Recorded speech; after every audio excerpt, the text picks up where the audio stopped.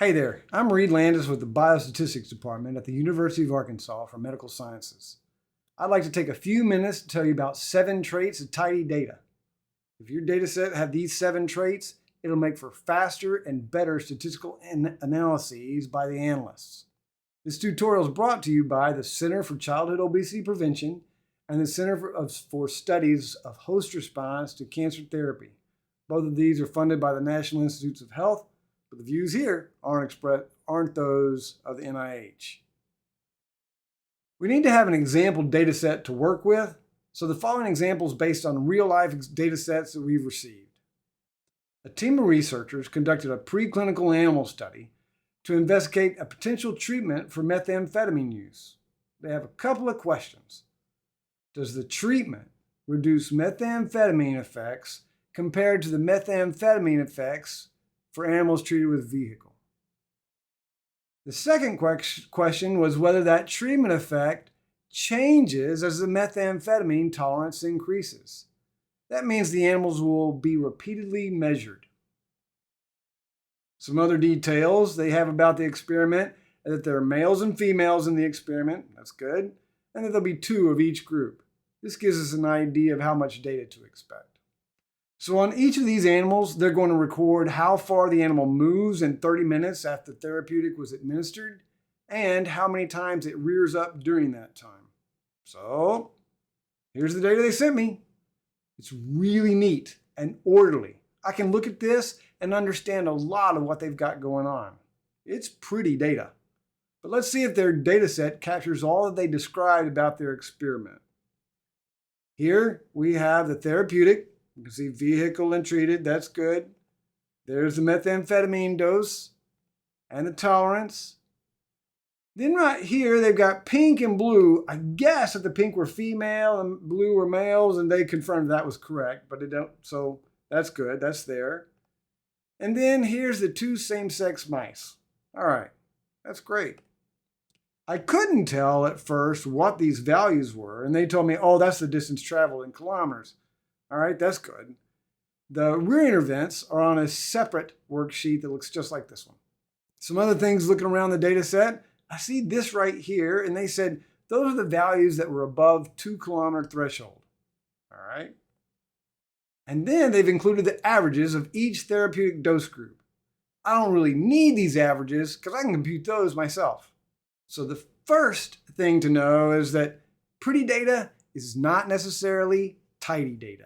The first of 7 traits is that it should be black and white with no embellishments. When researchers add color and texture, like bold, italics, underlined, etc., the human eye can still figure things out. And though it looks pretty, all the statistical software sees is this right here. So the analyst is going to have to take time to code in somewhere what those colors and textures mean. No, don't do that. This right here is only black and white. There's no bold or italicized or underlined text. There's no embellishments. Yeah, do that.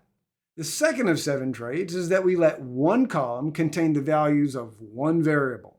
Right here we have a column with methamphetamine dose, and these are the values of methamphetamine dose. It varies within the column. The values of the tolerance, the dates, they vary within the column. That's nice. For the therapeutic, though, the values of therapeutic vary across the columns. And so does the sex. That varies across the columns. So these variables, they're all tangled up among the rows and columns. And the analyst is going to have to take a lot of time to format these data before the analyses can happen.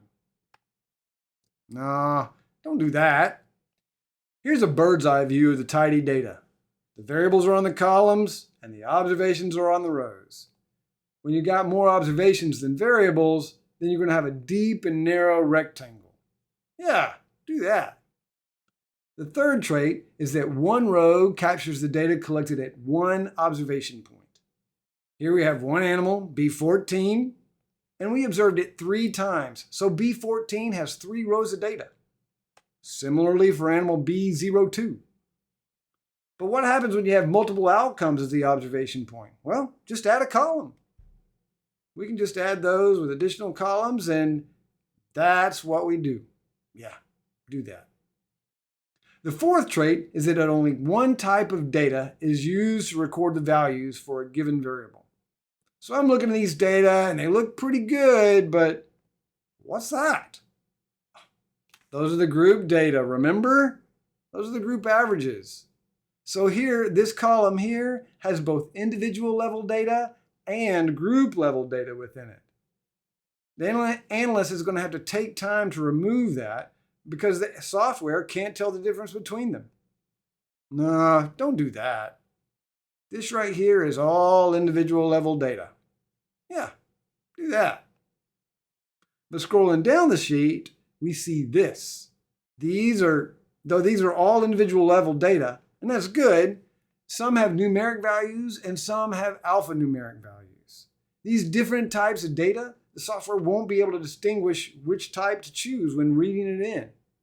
So the analyst is going to have to take time to figure out how to deal with these different types of data within the column.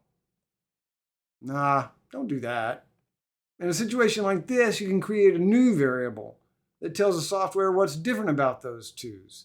Here we create a new variable called above 2km that identifies those values that are greater than 2. And actually, this variable can be used in the analyses. So the values within each of these two columns are of the same type.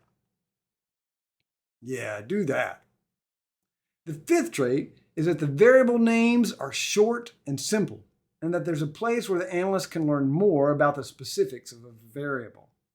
On this right here, we see that methamphetamine dose is milligrams per kilogram. That's good to know, I guess. And that ones mean male as in two means females. I'm glad they told me that, but they use 2 rows to define these variable names.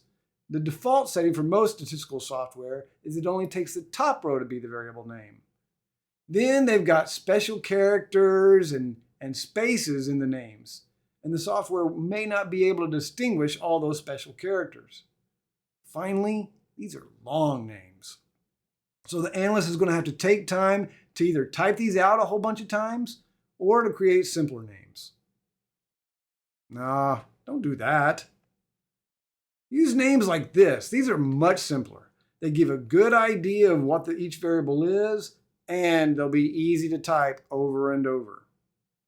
Yeah, do that. And a bonus, they added a separate worksheet that has a data dictionary that gives specifics for each variable if the analyst needs to know. So yeah, do that. The sixth trait is that the values of a variable should be consistent in their meaning and style. Right here we have the sex variable, and we humans know that these all mean the same thing, but the statistical software doesn't. It assumes that each different value has a different meaning. This example happens a lot, actually. In this right here, they have different styles of the date, and though the software may be able to recognize all of these styles, when they're within the same column, the software may not be able to recognize and handle that. In fact, it probably can't. So the analyst is going to have to take time to correct these discrepancies before getting down to the analyses. Nah, don't do that. Here we've got only one value used to express a meaning, and only one style is used when multiple styles might be possible. Yeah, do that. The seventh trait is that no cells are left empty when they can have an appropriate value. Here we look at the spreadsheet, and we know that all these are the vehicle treatment. And all these receive no methamphetamine, and these are all females, etc. It's real clean looking for sure. But the statistical software doesn't know what goes in those blanks. So the analyst is going to have to take time to put those values in, delaying analyses. No, don't do that.